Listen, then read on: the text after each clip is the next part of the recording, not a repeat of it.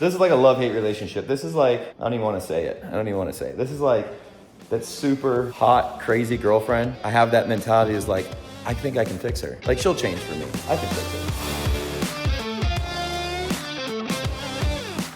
What's going on, Library Nation? It is like Memorial Day weekend, but I still have broken stepchild. You saw us fix the headlight and kind of move the hood around. So that was kind of cool. I got to plastic repair the headlight. It's working, it's still in it.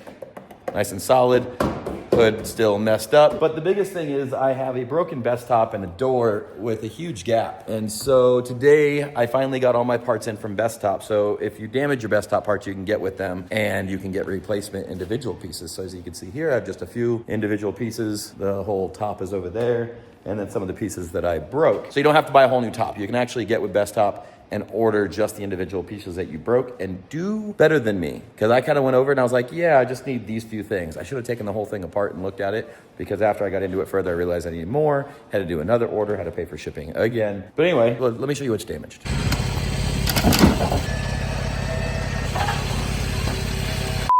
So as I rolled over and hit the door here, I kind of crushed all these plastic bits here. So like that's just been hanging out this whole time with the top holding it there. So definitely needs a new one of those.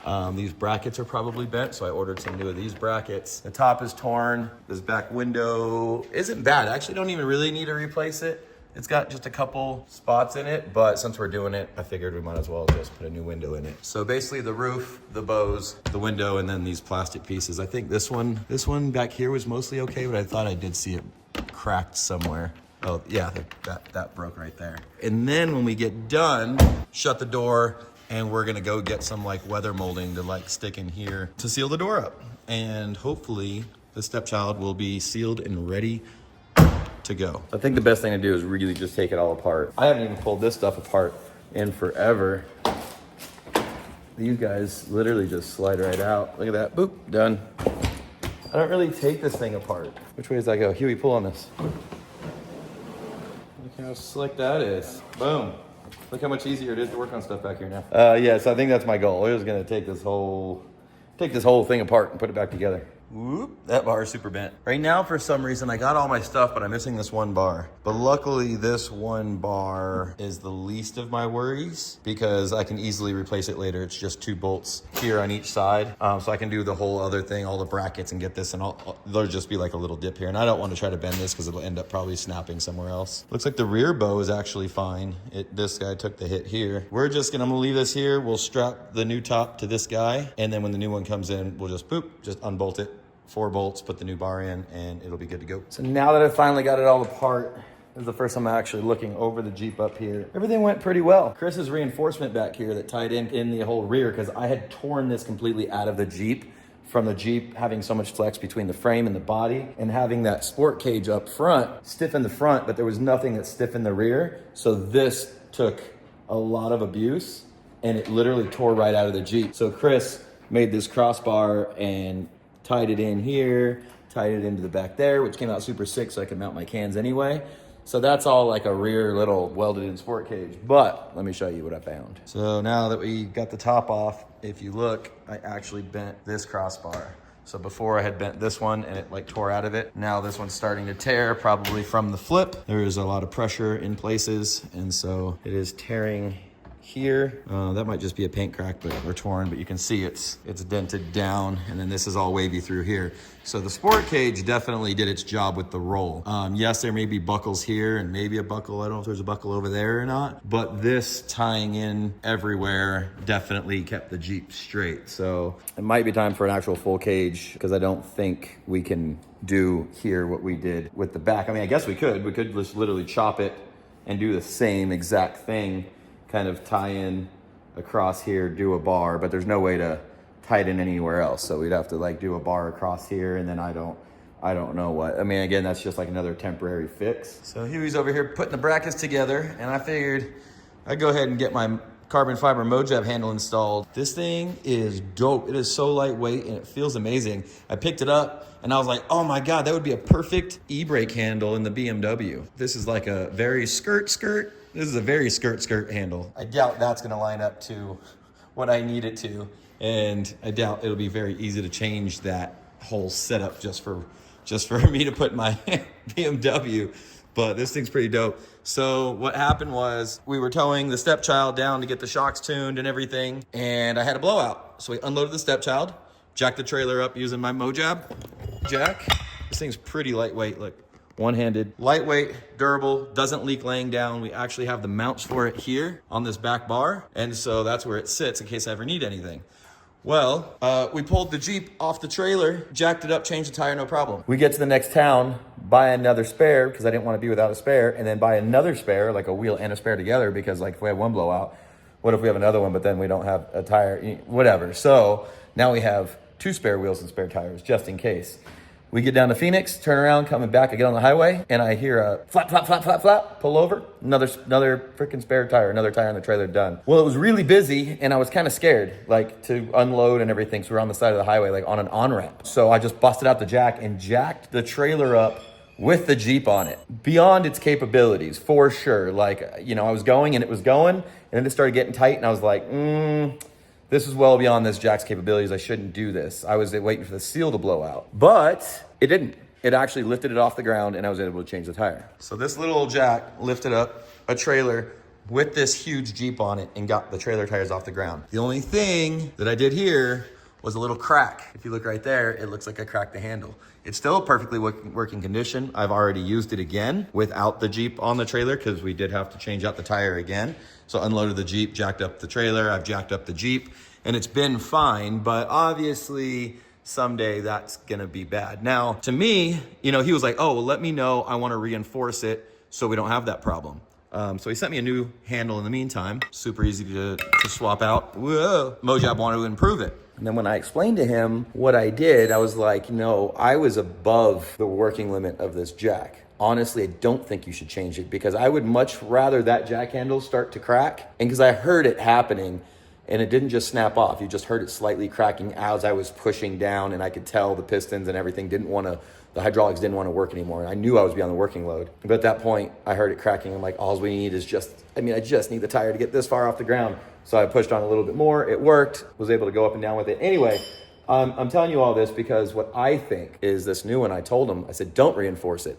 Because I'd rather have this start to crack and or possibly break, but more crack first, because that's exactly what it did. I'd rather have that happen and the jack still work than have a handle that's gonna overdo the jack and then blow the jack up and then have no working jack. That's a pretty good fuse. If you crack this, you're past the working limit of the jack or at it. So I told him to leave it. I told him not to do anything. If you guys think otherwise, let me know. Would you guys rather have the jack explode and fail or the seals blow out? And then you have no jack, but your handle's good? Or a $40 carbon handle that you can just replace, even though I can still use the jack as it is. I think that's the way to go. All right, easy peasy. So it just has 2 little C-clips here and here. Pulled those out, popped that pin out, screwed this boy off, and the new one went on. So that's it, no more cracked handle. And I guess I still have a backup, or maybe I can turn this into an e-brake for the BMW, because that'd be dope. That's all ready to go on now. All right, ready to go. Transferred all the brackets over. Sick. No more bent and broken bars. So now we're gonna have a quiet top again. And she is all back together. Look at that. All nice and new. No broken rails. New window, new top. This will iron itself out when it gets out in the heat some. Everything fits very, very nicely. Now, after I rolled the Jeep, I heard some noises in the door and the window wouldn't go all the way down. It would come down to about here and I kept hearing something in the door. So Huey just pulled the door panel and stuff off. We found this in the door. I'm assuming this is like a sound deadening material. It's a Jeep. I don't know why. Like, I don't know how maybe it keeps things from rattling. But it's like this kind of foam. It's pretty light.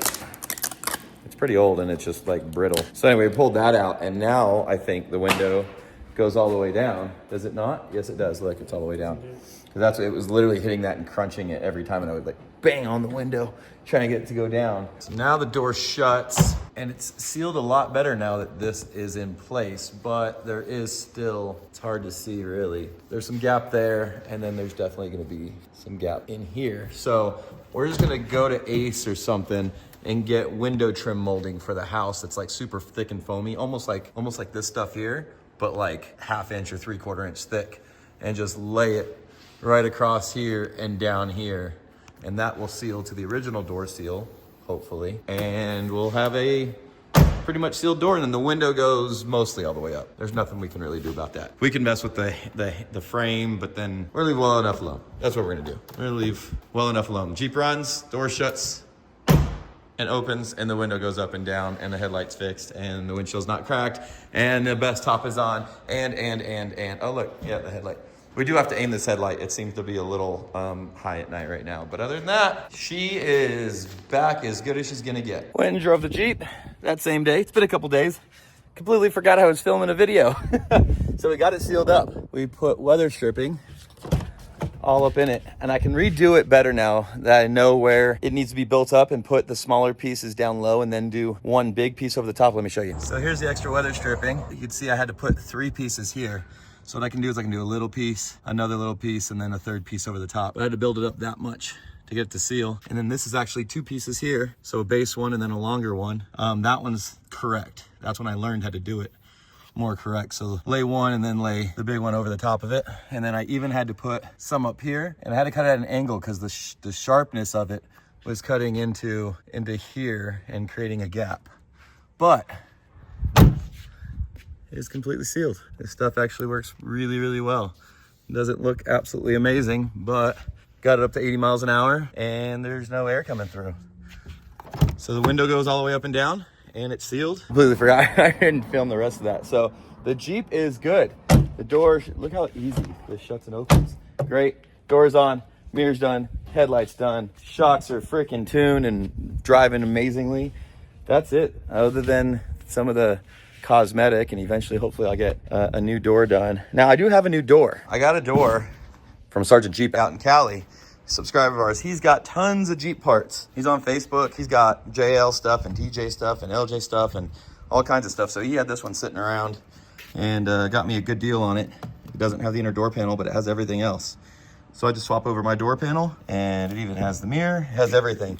So I just need to get the guy to repaint that door. So once he gets that door painted, we'll get it back on and that'll be good. So it's super awesome of Bestop to be able to offer all the individual parts. I will say I got it wrong the first time, because I was like, oh, this is just what I damaged.